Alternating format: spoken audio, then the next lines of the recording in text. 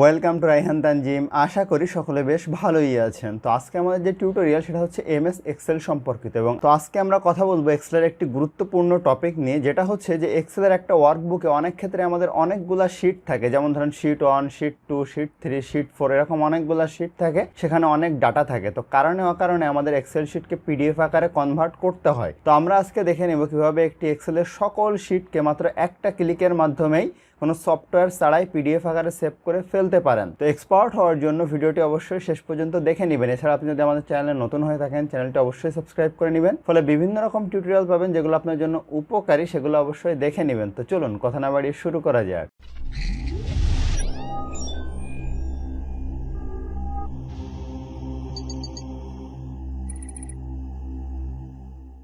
Welcome back. তো এটার জন্য আমাদেরকে যেটা করতে হবে, যে এক্সেল শিটটা আমি পিডিএফ আকারে সেভ করতে চাই, সেই এক্সেল শিটটা ওপেন করতে হবে। তো দেখুন আমার এই এক্সেল শিটে শিট 1, শিট 2, শিট 3, শিট 4 অনেকগুলো ডাটা আছে। এই শিটে অনেক বেশি ডাটা আছে। তো আমরা যেটা করছি সেটা হচ্ছে আমরা প্রথমে একটু পেজ লেআউট সেট করে নিব। যেহেতু আমরা পিডিএফ আকারে সেভ করব, এক্সেলে তো অনেক বড় এরিয়া, তো আমরা এখানে পেজ লেআউটে যাব।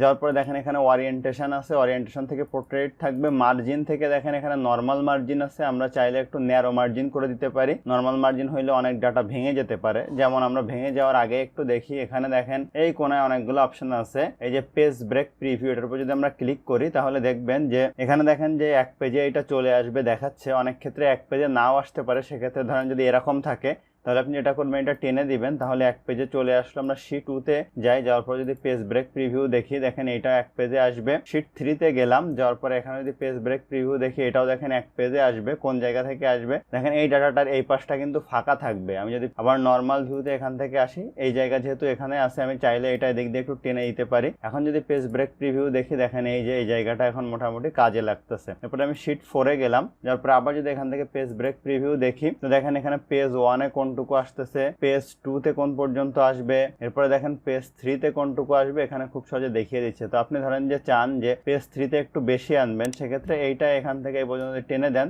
তাহলে দেখেন পেজ 3 তে এইটুকু আসবে, পেজ 2 তে এইটুকু আসবে। আবার যদি এমন হতো, আমি একটু যদি আপনাদেরকে দেখাই, এইটা আবার নর্মাল করে দিলাম। ধরেন এই পাশে আমার অনেকগুলা কলাম আছে, জাস্ট খালি কলাম আছে, এই যে দুইটা খালি কলাম আছে। এখন যদি আমরা পেজ ব্রেক প্রিভিউ দেখি, তো খেয়াল করেন একটা জিনিস, আমার এই পর্যন্ত ডাটা আছে, কিন্তু প্রিন্টে আসবে হচ্ছে এই পর্যন্ত। দেখেন এই যে প্রিন্ট প্রিভিউর এই পর্যন্ত একটা পেজে আসবে। তো সেক্ষেত্রে আমি যেটা করতে পারি, এমন যদি হয় আমরা এগুলা ডিলিট করে দিলে আবার এটা ঠিক হয়ে যাবে। অথবা অনেক ক্ষেত্রে ধরেন যে এখানে অনেক ডাটা আছে, আমি ডিলিট করতে পারতেছি না, সেক্ষেত্রে এটা যদি একটু এই পর্যন্ত টেনে দেন, তাহলে কিন্তু যে পেজ 1 এর ভিতরে এটা চলে আসবে, অর্থাৎ টোটালটা পেজ 1 এ আসতেছে, পেজ 2 তে আসবে, মানে ভেঙে যাবে না। এখন আমি আবার নর্মাল ভিউতে চলে গেলাম, শিট 1 এ গেলাম, নর্মাল ভিউতে গেলাম, শিট 2 নর্মাল ভিউতে গেলাম, শিট 3 তেও নর্মাল ভিউতে গেলাম, এবং আমি যেটা করব, মার্জিন থেকে আমরা এখান থেকে চাইলে ন্যারো মার্জিন করে দিতে পারি। হ্যাঁ, তাহলে ভালো হবে। তো এইটা হচ্ছে আমাদের মোটামুটি পেজ সেটআপ হয়ে গেল, মার্জিন সেটআপটা এবং ওরিয়েন্টেশন। এরপর সাইজ সেটআপ আপনি করে নিতে পারেন। এখানে লেটার আছে, আপনি অবশ্যই A4 করে নেবেন, A4 করে নিলাম, ঠিক আছে। এখন দেখি আমরা শিট 4 এ আবার যাই, যে যদি এখান থেকে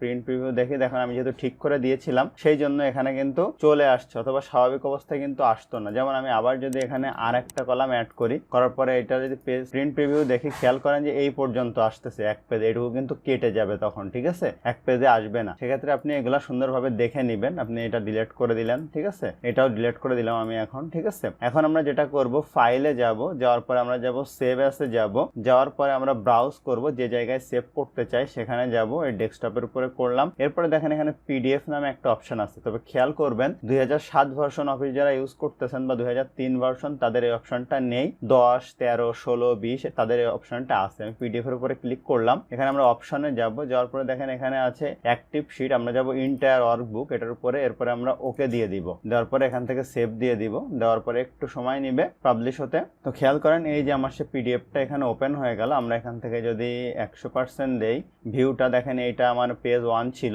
অর্থাৎ শিট 1 ছিল। এরপর এটা ছিল আমার শিট 2, এরপর আমরা যদি নিচেই যাই, এটা ছিল আমার শিট 3, এরপর হচ্ছে এটা ছিল আমার শিট 4। হ্যাঁ, শিট 4 এ এই যে দেখেন 3 পেজে ডাটা আসবে, কারণ হচ্ছে অনেক বড় ডাটা ছিল। আমি এটা ম্যানুয়ালি একটু দেখেছিলাম যে আগে পিছে করে দিয়েছিলাম। তো এইভাবে খুব সহজে আপনার এক্সেলের সকল ডাটাকে আপনি কিন্তু পিডিএফ আকারে সেভ করে নিতে পারেন। তো আশা করি ভিডিওটা আপনারা বুঝতে পারছেন। তো ভিডিও যদি ভালো লাগে অবশ্যই লাইক করবেন, কেমন লাগলো কমেন্ট করবেন, আপনার বন্ধুদের সাথে শেয়ার করতে ভুলবেন না।